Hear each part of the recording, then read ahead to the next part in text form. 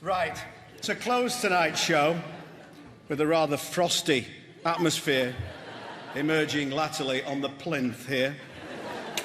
But a very special performance now from the band who won Best Album earlier. Ninebach, of course. They're going to sing a song from that album, a song called Ffarwel. It's a lament that describes a miner leaving the quarry for the final time. Joining them to bring tonight's awards to a close, the sublime Penrhyn male voice choir. The choir are based in the mining village of Bethesda, and so this song has a special resonance for them. So let's enjoy the beautiful sound that these 50 singers make as they join forces with Ninebach.